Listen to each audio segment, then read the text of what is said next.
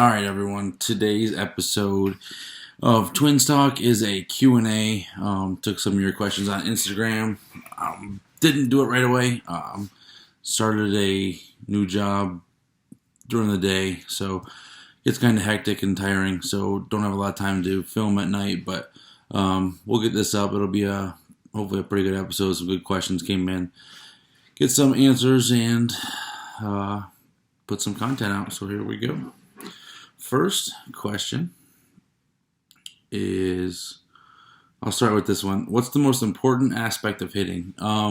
This is kind of like our only real kind of baseball question, like as far as technique wise and stuff. For me, there's some different parts you can talk about, like mindset, just trying to hit the ball hard, controlling what you can control, always being in attack mode. Technique wise, a couple of really big things are being on time. I always preach about being early, and that's being early enough you can make adjustments to pitches. You're not just in one plane because your swing's set up late and rush to the ball. And then extension through contact, that's a huge thing for us. Trying to get through the ball and drive it and not just make contact and finish. Next question. What's your favorite memory from coaching travel ball? Wink, wink. That was from Rossi. That is from him exploding a kid's nose. That is definitely up there. It's definitely one of the most memorable things. But the biggest thing for coaching travel ball, and I don't want to say it's a hard job because it's not. I get to coach baseball. There's a lot of crap that I don't like to deal with that you have to deal with as far as scheduling stuff and ordering uniforms and dealing with umpires and people that run tournaments that are a pain in the ass and all that. And the coaching can get stressful, making sure kids are going to show up, making sure you have enough guys each weekend, blah, blah, blah. But when you get the kids when they're older and they make a commitment and you get a text from them that says thank you for helping me, along the way and getting a place to play in college. There's nothing that's better than that. So that's definitely the best memory is all of those. And then Rossi destroying a kid. Someone asked me to do the rapid fire questions that I asked people when I interview. So I'll try to remember to do this at the end. Where did you enjoy playing baseball more, Clarion or Florida, and why? This is kind of tough. Obviously, at Florida, you're talking about best of the best, facilities-wise, coaching, taking care of us, all that stuff. It's the travel. It's crazy, basically how spoiled we were, all that. But I didn't play. I played a lot of games. I didn't start a lot when I was at Florida. I played in over 100 games my 2 years, but I think I only started like 25 or 26, something like that. So even though I'm out there and we're winning, it's hard because you don't enjoy it as much because you don't feel like you're contributing that much to the win. And then playing at Clarion, it's a lot of the stuff's on your own. The travel, all that stuff. It's obviously it's Division II. It's a smaller Division II school. You're not going to have great extra stuff like that. But I got to start every game. I was there for 2 years. I batted either leadoff or every game, and then when I hurt my hamstring, I batted second every game. So at the top of the lineup, I played short. Every game I was there. Just feeling like you contributed and getting to play, that was really enjoyable. So they both had their perks or things that I liked and didn't like about both of them. But to say which one I enjoyed more it's tough. Probably Florida just because of the competitiveness of it and the how much we won and the experiences I got to go through there. Speaking of Clarion Baseball 2012 team, your thoughts and views of what could have been. And I've talked about this before, but our team was super talented. That was my senior year of college. We're an older team. We had a lot of juniors and seniors that were playing, a lot of seniors actually, and we had a lot of kids that had good talent. I don't think things were in place for everybody to be working as hard as they could have. I put a lot of time in on my own, as did other kids on the team, but there was not a lot of team practices and stuff like that, or lifting that we could have maximized our potential. We had a really good lineup. We used to play 7 inning game. I think every game that we played was 7 inning game, and average 5 runs a game. If you're averaging 5 runs a game in a 7 inning game, you should be at least in a lot of games, or and winning a lot of games. And that wasn't the case for us. But hey, it is what it is. I just thought a lot of us thought that we could have had a lot better team than we did. When are we getting the Slim Reaper interview? I don't know if YouTube's ready for the Slim Reaper. For anybody that doesn't know, the Slim Reaper is Sawyer Prince of Shingle House / Port Allegheny. He'll get on here eventually. Not sure when. I'm not sure if he has internet in Shingle House. So that might be tough. I don't know if we can get Wi-Fi through candlelight and everything, but we'll get him on here soon. Why didn't you choose pro ball the first time? And I think what that means is, why didn't you sign out of high school when you were drafted? A lot of things went into that. And I've told this story a little bit before, and some people say I'm lying about how much money I was offered, but I have no reason to lie about it. But before the draft, there used to be a thing called the Major League Scouting Bureau, and teams do this, and the Scouting Bureau does this. They kind of ask you, what amount of money would it take for you to sign? If not, you go to college. And just talking about things before, you kind of have an idea of what you want to sign for, and all that. And talking with them, I said $150,000. And then when I was a senior in high school, the draft worked. The first day of the draft was the first 5 rounds. Second day of the draft was like 6 through 50. It used to be 50 rounds. And after the first day, obviously I wasn't picked in the top 5 rounds. We got a call from the Twins.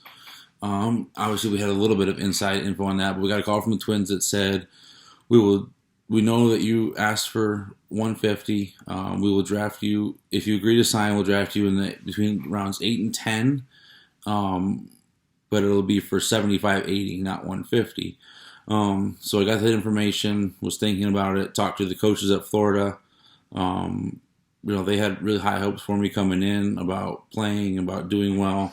And one thing that was in my benefit was being a draft eligible sophomore. So technically I would have only had to go to UF for 2 years, and I was eligible for the draft. Some people have to wait for 3. Because of my age, I was eligible after 2 years, so that factored in a little bit.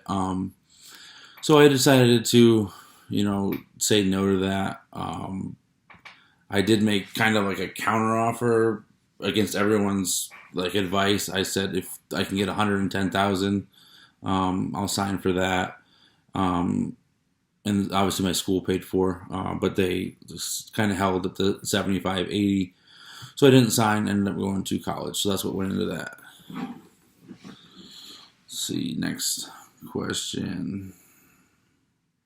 What is your favorite part about baseball? I don't really like baseball that much, to be honest. I'm pretty good at coaching it, explaining it, understanding the details of it. I'm not a huge fan of it. I just think there's too much opinion, too many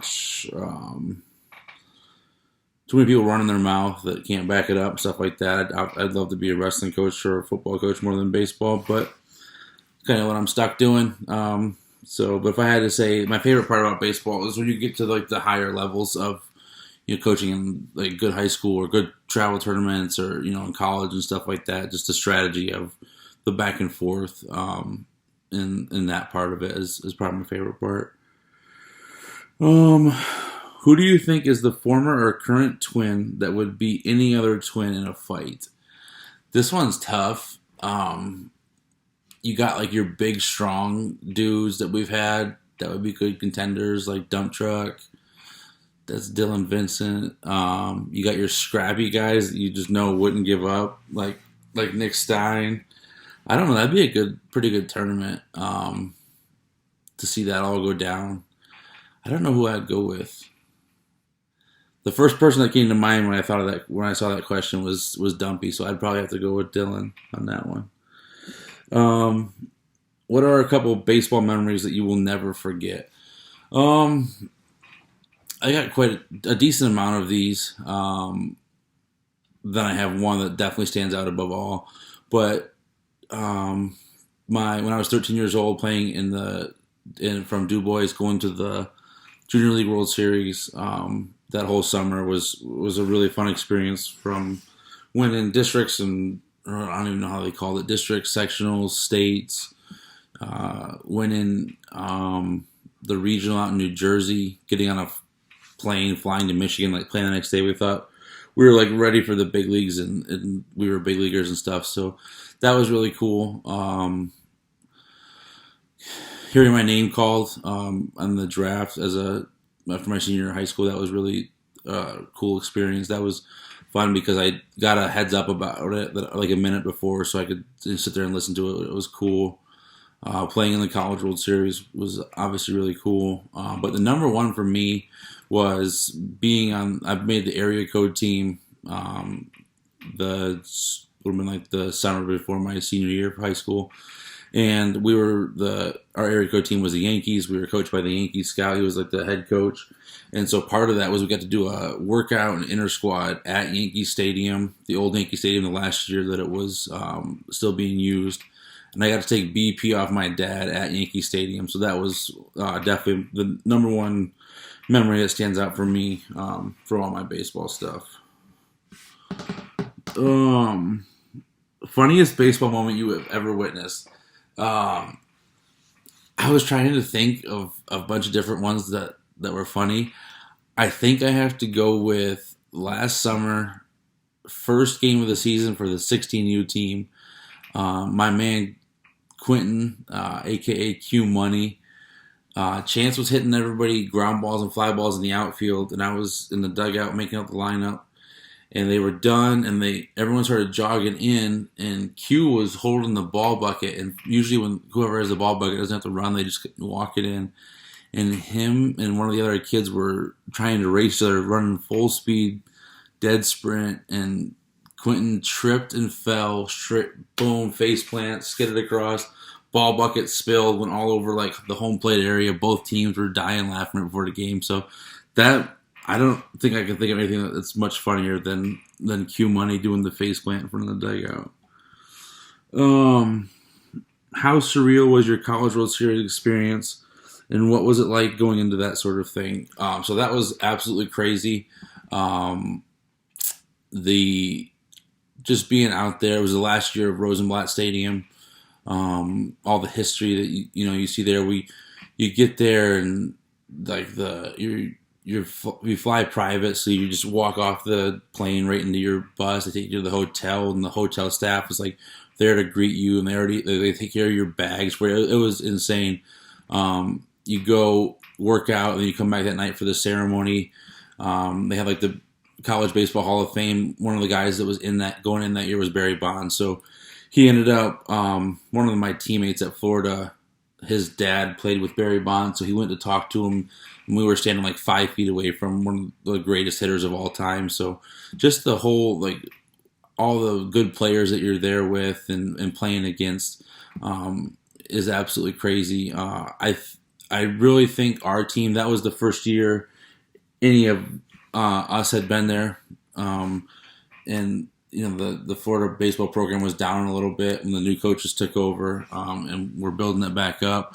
I think that year we were a little bit too worried, taking in everything that was going on instead of being focused about the game. And obviously that's easy for me to say. I didn't have to start the games, although I was 1-for-1 with a walk. But I think we were a little bit too much happy to be there. This is a cool experience than we were there to compete. And then the next year I wasn't there, but they went back and they made the championship series and against South Carolina. I think they were a little bit more focused and in there to compete than they were to take everything in. So that was kind of our World Series experience. Hold on. There's a couple more questions. If you could do anything differently in your baseball career, what would that be? That's tough for me. Obviously, if I'm thinking about baseball-wise for my career, I would have to change signing out of high school versus going to college. But at the same time, when you look at it in life, like I went to UF. That's where I learned everything basically that I know, that I teach, that I believe in now. Went to Clarion, had a good experience there with my friends. I got to play and stuff like that. So where it led me to in life, I wouldn't really change anything. But obviously, as a player career, that's probably the easiest thing to look back on with hindsight and say, oh, I should have signed, because obviously I didn't get a chance to sign after that. And then we got, I think there's two more. Somebody asked who had the smoothest interview. I don't know about smoothest. Best was definitely Cole's, I think, Cole Peterson. There were some really good ones. That was really cool to him to really open up. He's not really the biggest talker in the world. He's kind of a more of a shy kid, but to hear him open up and tell about what that was like, his career growing up and going through college and getting drafted and transition to Pro Bowl, thought that was really cool. But smoothest would probably have to be Evan. He's always been good with that stuff, so I'd probably have to go with him. Okay, and then we have to address this absolute fucking stooge. We have a kid that used to play for us, who the other day, through his high school career, his claim to fame, his best athletic feat was averaging 1.3 points per game in basketball.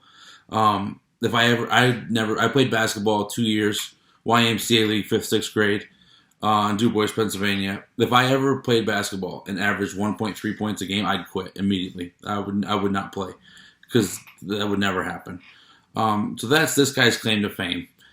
He never played football in high school, so he goes to college. He's there for 1 year. He's on the flag football team. Mind you, the dude broke his collarbone. He got hurt. Okay, so obviously not that athletic. But he pops off to me the other day because I talked about when I played flag football at Clarion. First year, my junior year, I played. A team picked me up like halfway through the season. I played defense only at first, absolute lockdown. Put me at receiver, just torching dudes. Next year, we got our own team. I had the quarterback, so didn't get to cook anybody on offense, but 12-0, undefeated, league champs. But then on defense, absolute lockdown. I mean, Darrell Rivas was watching my tape, trying to get tips on playing Rivas Island. So this dude says him in college now versus me, college senior in my prime, that he would crush me in routes. Not happening. Just not. I would bet money. I bet $100 right now. Me washed up, out of shape, 31-year-old me right now would lock him down. This dude, he ain't getting off the line. He has no separation skills. Definitely no ball skills.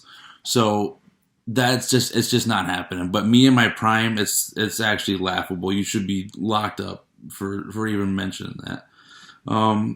So that's all my questions, and then we got our rapid fire. I'll try to go through them best I can. Favorite MLB team is the Philadelphia Phillies. Favorite player, I'll do like my favorite player growing up. We used to watch the Twins. My dad would buy the MLB package on DirecTV. We'd watch the game every night. My two favorites were Doug Minkiewicz and AJ Pierzynski. Biggest reason was my uncle signed them when he was scouting with the Twins. So those were my favorites. And then probably my favorite player that wasn't those two would be Christian Guzman, who was their shortstop for a long time. I don't think he ever spoke English, just went out there and played. And he was, I think he was a switch hitter, but he was a fast guy, contact hitter, pretty good fielder. So that was my guy that I used to watch. Number you wear and why? I used to wear 11 a lot, like when I was in like middle school. My brother used to wear 11. And then I was down in Jacksonville at Bowles when I went to varsity football. I was in 8th grade when I got moved up to varsity, so the only thing that was left was number 36, so they just gave me that. And then next year as a freshman, I didn't get to choose either, so I just had that. And then in baseball, I would try to get number 11, but that was taken, so I ended up with number 6 for my boy Ryan Little from Du Bois, who I played with and always respected and kind of looked up to, even though he's only like a year or two older than me. He was just the way he like handled himself and everything like that. I looked up to him, so I took number 6 then as a freshman. Had a really good year and just kind of stuck from then on. Walk up song. I think I told my story about having the Kesha walk up song my sophomore year of college. Junior and senior, I think we had It's All About the U from, because we used to call ourselves the U at Clarion. It kind of was a joke, but it was funny. But that was my walk up song there. My college major was Spanish. The career plans with that was supposed to be either getting into pro ball as a player and knowing Spanish to deal with and talk to the Hispanic players, the Latin players, or if I didn't play, I wanted to coach pro ball. That was my first choice. So I was gonna, obviously that would be very valuable as a coach in minor league baseball, working your way up to be bilingual. Favorite musician, I'll go with Chris Stapleton. Favorite movie of all time is Good Will Hunting, and best dugout treat has to be Big League Chew. Going back to like Little League days, and then in high school, my mom used to try to get it for me for games. So that was always the number one thing for me. Now maybe a Mountain Dew before the game, but just for a little good luck. But that's the questions. That's it.